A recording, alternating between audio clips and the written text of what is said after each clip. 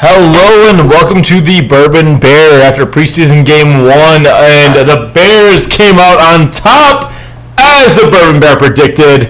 Big win for the boys. So I got Max with me right now. He's a diehard Bears fan. Go Max, Bears. how you doing today? I'm great, Luke. How are you? That's good to hear, man. It was actually literally Justin Fields did not look great, but the Bears as a whole looked good. So we saw DePron Bisware doing a lot of good things going on, but Max, what was your biggest takeaway from this? Biggest takeaway is that there was no takeaway, especially towards Justin Fields. That's all that matters. Still out. No one knows what we got yet. I will agree with that. So right now, Justin Fields threw for 48 yards. It wasn't a great day. He did scramble for a couple more, but end of the day, Eberflus did not decide to keep him in the game that very long. So The biggest question mark I had was Flus's decision not to go for it on 4th and short in the opponent's territory. I agree with Max on this one. I really think you should give Fields a little more time, but unfortunately, we're dealing with what we got. But what was, again, your biggest takeaway, though, of Fields' performance today? That he could expand the pocket with his feet, and yet he still didn't do it.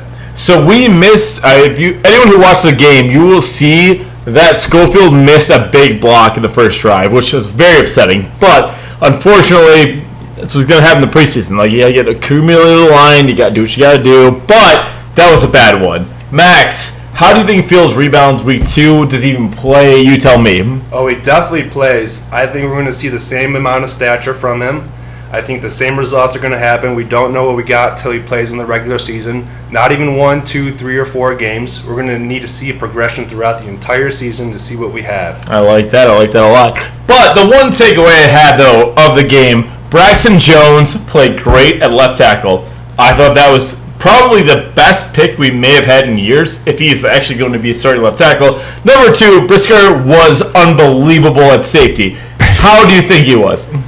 Brisker was all over the field. He was smart enough to not hit the quarterback when he was sliding down. And that's something you don't see with a Nagy defense. Calm, cool, and collective. So you're saying Eberflus does make this defense a lot more reasonable, like more mature. That's what you're going for. And still brings the heat. I agree with that. Woo! Because, again, he was on fire. He was flying all over. Our defensive tackles need some work because, again, they ran the ball pretty well against the ones, but that might come with time. But end of the day, I thought the defense actually didn't look terrible. You're playing against Patrick Mahomes. It's going to happen, right? Or no? You tell me. Well, you hope to see better, but you expect the worst with him.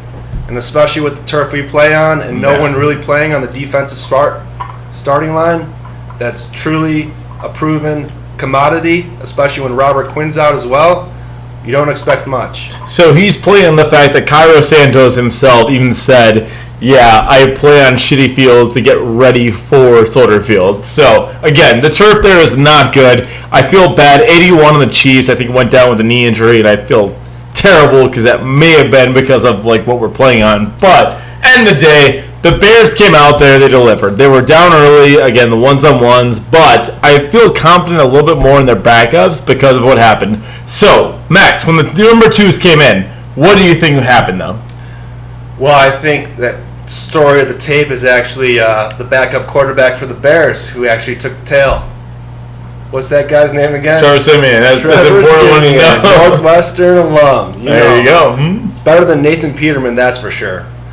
Siemian led the drives to the touchdowns, and that's why Luke made $200. That may have been Peterman. I unfortunately do not mean to do Bronco co-host, but anyways, so again, Brisker being on the tape, though, you saw him live, you saw what he did. I thought it was impressive. Braxton Jones, I thought was impressive. Justin Fields, I thought a lot more was meant to be delivered. What are your thoughts on all 3 of those takeaways?